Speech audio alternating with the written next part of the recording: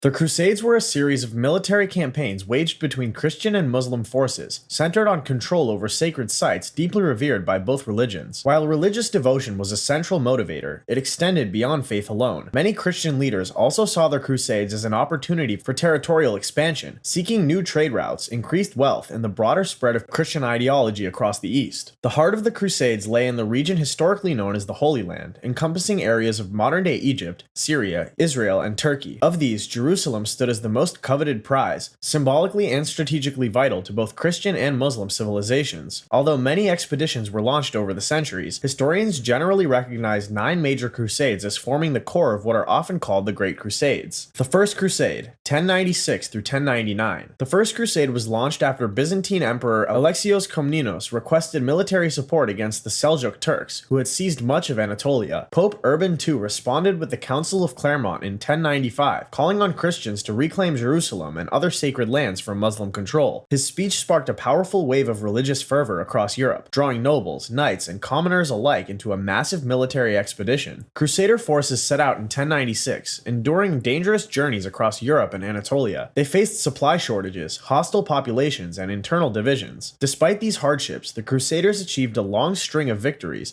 resulting in the siege and capture of Jerusalem in 1099. The conquest was marked by brutal massacres of Muslim and Jewish inhabitants, leaving a dark imprint on the Crusade's legacy. The success of the First Crusade led to the development of several Crusader states, including the Kingdom of Jerusalem, the County of Edessa, and the Principality of Antioch. These territories became vital footholds for Christians in the region, but also made them targets for future Muslim campaigns. The Second Crusade, 1147 through 1149. The Second Crusade was launched in response to the fall of the County of Edessa, one of the Crusader states established after the First Crusade. Edessa had been captured by Muslim forces under Zengi, a powerful leader who posed a growing threat to Christian holdings in the region. Shocked by this loss, Pope Eugenius III issued the papal Bull Quantum Predecessors in 1145, calling for a new crusade to reclaim lost territory and reinforce Christian dominance in the Holy Land. Prominent European monarchs, including King Louis VII of France and Emperor Conrad III of Germany, took up the cross, leading 2 major armies toward the Holy Land. However, the Second Crusade faced severe logistical challenges, poor coordination, and devastating losses during the overland journey through Anatolia. The armies were harassed by Turkish forces and weakened by starvation and disease. Upon reaching the Holy Land, the Crusaders attempted to capture Damascus in 1148, but failed miserably due to a disorganized siege and internal rivalries. The failure at Damascus effectively ended the Second Crusade in humiliation. Unlike the First Crusade, which had achieved its aim,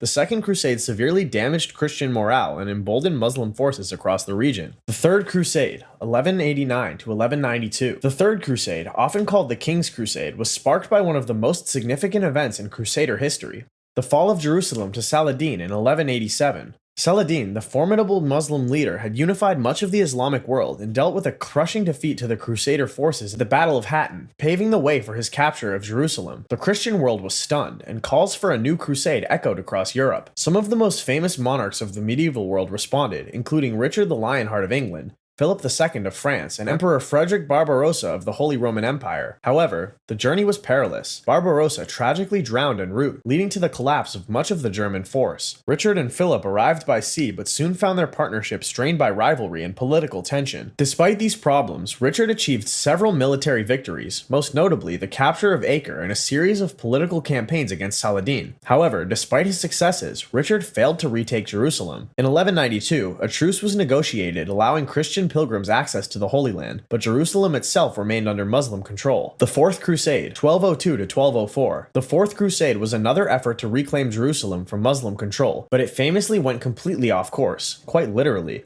Instead of marching to the Holy Land, the Crusaders ended up sacking Constantinople, the heart of the Christian Byzantine Empire. The original plan involved sailing to Egypt, a powerful Muslim stronghold, and then moving up toward Jerusalem. To fund the voyage, the Crusaders made a deal with the Venetians for ships, but when they couldn't pay the full price, Venice manipulated the Crusaders into helping them capture the Christian city of Zara. This diversion caused major tensions with the Pope, who excommunicated the Crusaders. Things spiraled even further when a deposed Byzantine priest promised the Crusaders money, troops, and support if they helped him reclaim his throne. After several twists and betrayals, the Crusaders, frustrated and unpaid, turned on Constantinople itself. In 1204, they stormed the city in one of the most brutal sackings in medieval history. looting its wealth and destroying priceless cultural treasures. Rather than reclaim Jerusalem, the Fourth Crusade shattered the Byzantine Empire and deepened the rift between the Eastern Orthodox and Roman Catholic churches.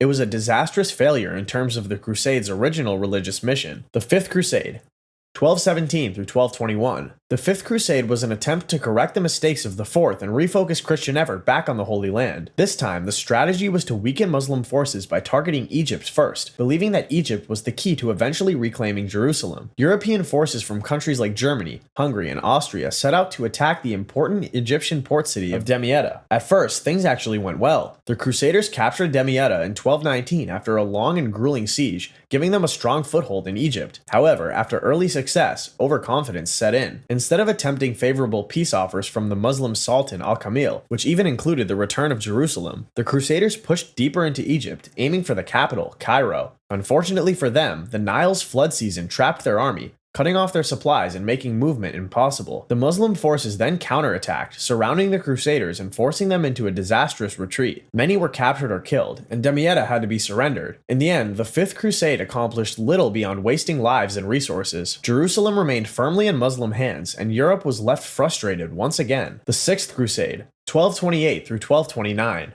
The Sixth Crusade took a very different approach compared to earlier ones. It was won more with negotiation than with bloodshed. Led by Emperor Frederick II of the Holy Roman Empire, this crusade wasn't marked by massive battles or sieges. Frederick had promised for years to lead a crusade, but political problems and illness delayed him, frustrating the Pope and leading to his excommunication. Despite being officially excommunicated, Frederick still pushed forward with his plans. Instead of launching an all-out war, Frederick used diplomacy to negotiate directly with Sultan Al-Kamil of Egypt. Surprisingly, the two sides struck a peaceful deal. Through the Treaty of Jaffa, Jerusalem, Bethlehem, and Nazareth were handed over to Christian control without a fight. Muslims, however, were allowed to keep their sacred sites within Jerusalem, including the Al-Aqsa Mosque and the Dome of the Rock. While Frederick technically did what previous crusades had failed to do, reclaim Jerusalem, his victory was viewed with suspicion. Many European leaders and even the Pope were unhappy that the deal had been made without direct church approval or a proper show of force. Regardless, the Sixth Crusade stands out for achieving its main goal with words rather than swords. The Seventh Crusade, 1248 through 1254. The Seventh Crusade was led by King Louis IX of France, a deeply religious monarch who believed he had a divine mission to reclaim the Holy Land for Christianity.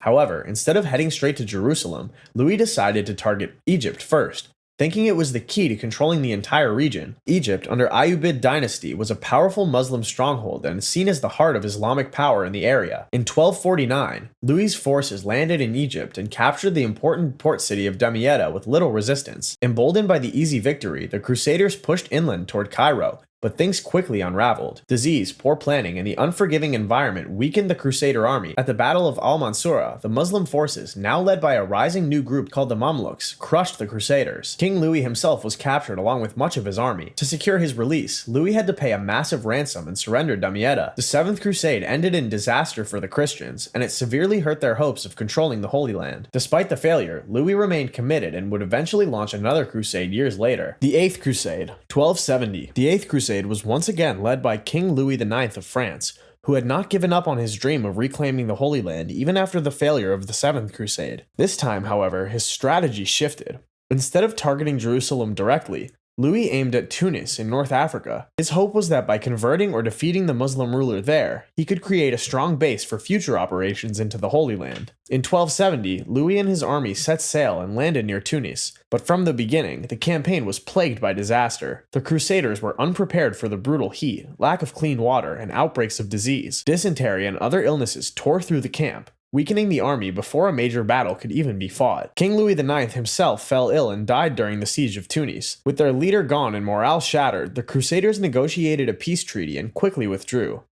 The Eighth Crusade ended without any significant victories, and it marked the last major crusade led by a European monarch. It also symbolized the slow fading of the crusading spirit that had once gripped Europe. The Ninth Crusade, 1271 to 1272. The Ninth Crusade is often considered the final major crusade to the Holy Land, though by this point the original religious fervor had faded and political motives were more front and center. This crusade was led by Prince Edward of England, who would later become King Edward I. After hearing of the failures of the previous crusades and the death of Louis IX, Edward decided to take up the cross and head for the Holy Land himself. Edward arrived in Acre, one of the few remaining Crusader strongholds, and launched a series of military campaigns against Muslim forces led by the powerful Mamluk Sultan Baybars. Though Edward was able to score some minor victories and raids, the Crusader forces were too small to mount any serious long-term campaigns. His presence did help to momentarily stabilize the Christian hold on the region, but it was clear that the momentum had shifted permanently in favor of the Muslim forces. After surviving an assassination attempt, a poisoned dagger attack, Edward realized that the Crusader cause was lost. He eventually negotiated a truce and returned home to England. The Ninth Crusade marked the true end of the era of great crusades to the Holy Land. After the Ninth Crusade, Christian efforts to retake Jerusalem pretty much collapsed for good. By 1291, the last major Crusader stronghold fell, marking the true end of the Crusader states. In the end, the Crusades changed the world far beyond the battlefield, influencing trade, exploration, religious relations, and the course of history itself.